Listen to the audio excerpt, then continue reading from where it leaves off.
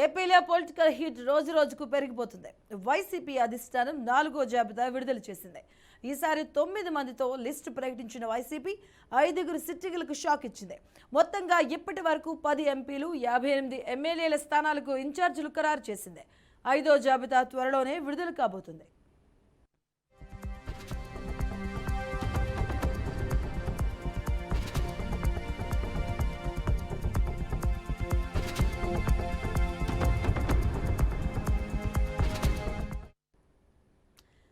Latest గా 9 మందితో 4వ జాబితాను విడుదల చేసింది పార్టీ నాయకత్వం. ఎస్ఏ నియోజకవర్గాలైన సింగమణ, నందికొట్టూరు, మడకశిర, తిరువూరుతో పాటు కనిగిరిలో కొత్త వారికి అవకాశం ఇచ్చారు. ఇక కొవ్వూరు, గోపాలపురం సిట్టింగ్ నియోజకవర్గాలు మార్పులు చేయగా చిత్తూరు ఎంపీ రెడ్డప్పను జీడీ నెల్లూరు ఎమ్మెల్యేగా ఉన్న నారాయణ స్వామిని చిత్తూరు పార్లమెంట్ ఇన్ఛార్జిగాను మార్చారు. 4వ జాబితాలో ఒక్క కనిగిరి మినహా మిగిలిన అన్ని ఎస్సీ రిజర్వ్డ్ స్థానాలే.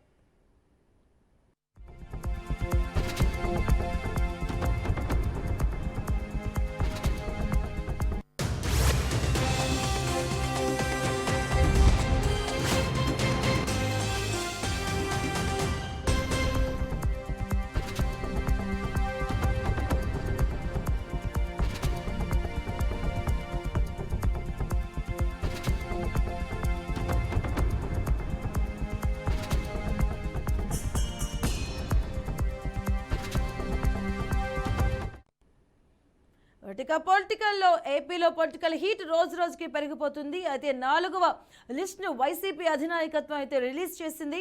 మొత్తం 9 మందితో కూడినటువంటి 4వ జాబితాను విడుదల చేసింది. అలాగే 5వ జాబితాపై కూడా కసరత్తు మొదలుపెట్టింది వైసీపీ ప్రభుత్వం. ఇక వైసీపీలో ఇన్ఛార్జీల మార్పులు అయితే కొనసాగుతూ ఉన్నాయి. 4వ జాబితా విడుదల చేసింది. 9 మందితో ఒక ఎంపీ స్థానం, అలాగే మిగిలినటువంటి 8 ఎమ్మెల్యే స్థానాలను ఇన్ఛార్జీలను కూడా ప్రకటించడం జరిగింది. ఇప్పటి వరకు మొత్తం 68 మందిని వైసీపీ బాస్ మార్చడం జరిగింది. దీనికి సంబంధించిన పూర్తి అప్డేట్స్ మా కరెస్పాండెంట్ శ్రీనివాస్ అందిస్తారు. శ్రీనివాస్, జాబితాల పర్వం ఇంకా కొనసాగే పరిస్థితి ఉంది. అభ్యర్థుల మార్పులు చేర్పులకు సంబంధించి అంశాన్ని మరొకసారి స్పష్టంగా చెప్పడం జరిగింది. అయితే ప్రతిష్టానం తీసుకున్నటువంటి నిర్ణయాలకి అందరూ కట్టుబడి ఉండాల్సిందే. ఇంకా మార్పులు చేర్పులు కంటిన్యూ అవుతాయనే అంశాన్ని కూడా నిన్న 4వ జాబితా రిలీజ్ చేసిన 4వ జాబితా విడుదల తర్వాత కూడా మంత్రి బొత్స సత్యనారాయణ అదే ఇంకా జాబితాలు కొనసాగుతాయా అనే అంత ప్రశ్నకి ఇంకా కంటిన్యూ అయ్యే అవకాశం ఉంది. ప్రజెంట్ 2024 ఎన్నికల్ని ప్రతిష్టాత్మకంగా తీసుకుని ముందుకెళ్తున్న నేపథ్యంలో ప్రతి అంశాన్ని కూడా పరిశీలిస్తున్నాము. అంతేకాకుండా పార్టీకి ఎవరైతే పార్టీలు ఇప్పటి వరకు సిట్టింగ్ గా ఉండి కొనసాగుతున్నా వాళ్ళ గ్రాఫ్ సరిగ్గా లేనందున పక్కన పెట్టాల్సిన పరిస్థితులు వస్తున్నాయి. ఆ పక్కన పెట్టే పరిస్థితుల్లోనే కొత్త వాళ్ళకి అవకాశాలు ఇవ్వటం, అదేవిధంగా ఇన్ఛార్జీలు మార్పులు చేర్పులు చేయడం అనే అంశాన్ని పరిశీలిస్తున్నాము. అయితే ఇంకా చాలా జిల్లాల్లో అసంతృప్తి ఉన్నటువంటి అంశాలు ఉన్నాయి కాబట్టి ఇంకా పరిశీలిస్తామని చెప్తుంది.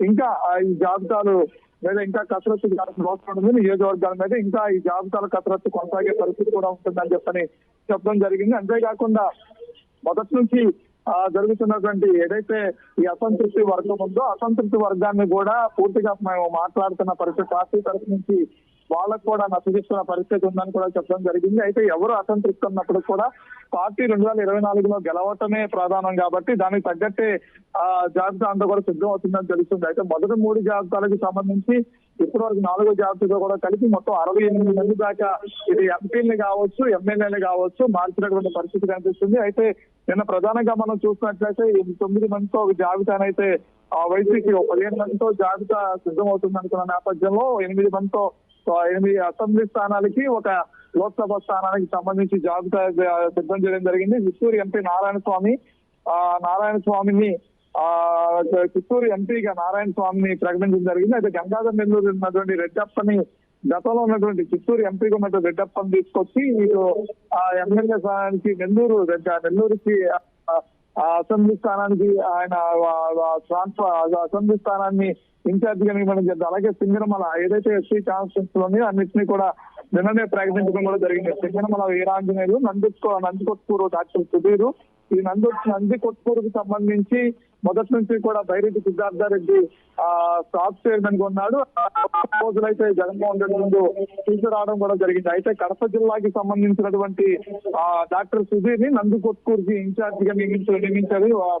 ముఖ్యమంత్రి జగన్మోహన్ రెడ్డి నియమిస్తూ కూడా నిర్ణయం తీసుకున్నారు. నందికొట్కూరు కూడా బైరెడ్డి సిద్ధార్థారెడ్డి అడుగుతున్నటువంటి వ్యక్తి కూడా ఇక్కడ ప్రాధాన్యత సంతరించుకోలేదని చెప్పుకోవచ్చు. ఎందుకంటే పార్టీ 24లో గెలవడమే ప్రధానంగా ముందుకెళ్తున్న నేపథ్యంలో బైరెడ్డి సిద్ధార్థారెడ్డి పెట్టినటువంటి ప్రపోజల్ ను కూడా పక్కన పెట్టినట్లు కూడా తెలుస్తోంది.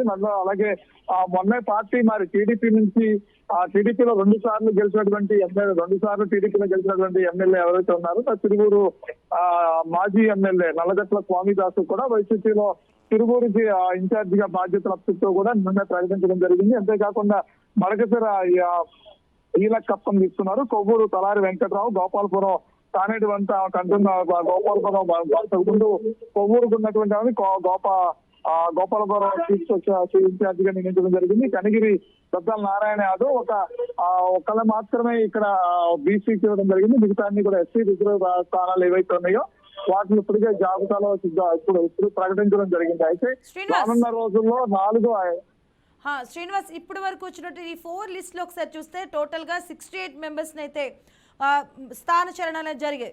మరి రాబోతున్న 5వ లిస్ట్ పై కూడా కసరత్తులు చేస్తుంది వైసీపీ అధినాయకత్వం. సో ఈ నేపథ్యంలో ఎవరి ప్లేసెస్ మారే ఛాన్సెస్ ఎక్కువగా ఉన్నాయి? ఎలాంటి లిస్ట్ వచ్చే అవకాశం కనిపిస్తుంది? ప్రధానంగా మనం చూసుకున్నట్లయితే ఉత్తరాంధ్ర మొదలుకుని ఇటు రాయలసీమ వరకు కూడా ఆంధ్రప్రదేశ్ ఉన్నటువంటి అన్ని జిల్లాలకి సంబంధించి సామాజిక సమీకరణలు, అదేవిధంగా ఆ పార్టీ కోసం కష్టపడుతున్న వాళ్ళు, గ్రాఫ్ లేనటువంటి వాళ్ళు, వీళ్ళందరినీ కూడా ప్రధానంగా తీసుకుని అన్ని అంశాన్ని పరిశీలిస్తూనే ప్రతి అంశంలో కూడా ఎవరికి సీట్ ఇస్తే న్యాయం జరుగుతుంది, ఇక్కడ ఎవరికి సీట్ ఇస్తే వైసీపీ పార్టీ అభ్యర్థి అక్కడ గెలుస్తాడు అనే అంశాన్ని పరిశీలించి కొన్ని గ్రౌండ్ లో తీసుకున్నటువంటి శాంపిల్స్ ఏవైతే ఉంటాయో, సర్వే శాంపిల్స్ ఏవైతే ఉంటాయో ఆ శాంపిల్స్ ని తీసుకుంటూ అదే విధంగా ప్రజెంట్ ఉన్నటువంటి ఇబ్బందులు ఏంటి, వాళ్ళకి ఎందుకు ప్రజలు వాళ్ళని అభ్యర్థిత్వాన్ని వ్యతిరేకిస్తున్నారు అంశాన్ని ఇవన్నిటినీ కూడా వాళ్ళు పరిస్థితి తీసుకున్న తర్వాతనే ఈ అభ్యర్థుల జాబితాని సిద్ధం చేస్తున్నామని చెప్పని మంత్రులు మొదటి నుంచి కూడా చెప్తున్నారు అధిష్టానం నుంచి. అయితే ఇక్కడ ఈ ఉత్తరాంధ్ర నుంచి రాయలసీమ వరకు కూడా ప్రతి జిల్లాలో కూడా మార్పులు చేర్పులు ఇంకా కొనసాగేటువంటి పరిస్థితి ఉంది. అది 5వ లిస్టు ఉండొచ్చు, 6వ లిస్టు ఉండొచ్చు, 7వ లిస్టు ఉండొచ్చు. అంటే ఈ జాబితాలు సిద్ధం చేసే క్రమంలో ఎప్పటికప్పుడే కొత్తగా నిర్ణయాలు తీసుకుంటున్నాడు నేపథ్యం అనిపిస్తుంది. అంటే రాష్ట్రం మొత్తం మీద కూడా ఇంతమంది ఎమ్మెల్యేలు ఒకేసారి తప్పించాలి, వీళ్ళందరూ ప్లేసులో నియమించాలనేది కాకుండా ఎప్పటికప్పుడే ఒక పేరుని చూపించు ఆ పేరుని ఆ నియోజకవర్గ ఇన్ఛార్జిగా మనం పంపిస్తే గెలిచే అవకాశం ఉందా లేదా, లేదంటే ఇంకో పేరుని మనం పరిశీలించాల్సి ఉంటుందా అని చూసుకుంటున్నటువంటి పరిస్థితి ఉంటుంది. అంతేకాకుండా కొత్త వాళ్ళకైతే మాత్రం ఎక్కువ అవకాశాలు, అంటే ప్రస్తుత ప్రభుత్వం తీసుకున్నటువంటి నిర్ణయాలు, ఇస్తున్నటువంటి సంక్షేమ పథకాలు ఇవన్నిటిని దృష్టిలో ఉంచుకుని పాత వాళ్ళు ఏ అంశాన్ని అయితే ప్రజల దృష్టిలో తీసుకెళ్ళడానికి ఫెయిల్ అయ్యారో ఆ అంశాన్ని కొత్త వాళ్ళు ఇన్ఛార్జ్ గా నియమించి ఈ 2-3 నెలలు ఏవైతే ఉందో ఈ 2-3 నెలల్లో వాళ్ళ ద్వారా ప్రభుత్వం తీసుకొచ్చినటువంటి సంక్షేమ పథకాలు ఇవన్నింటిని కూడా ప్రజల దృష్టికి బలంగా తీసుకెళ్లనే అంశాన్ని అన్ని అంశాన్ని పరిశీలించి తీసుకెళ్తున్న పరిస్థితి ఉంది. కాబట్టి అన్ని జిల్లాల్లోనూ కూడా మార్పులు చేర్పులు అనేది అనివార్యంగా కనిపిస్తున్న పరిస్థితి అయితే ఉంది. Thank you Srinivas.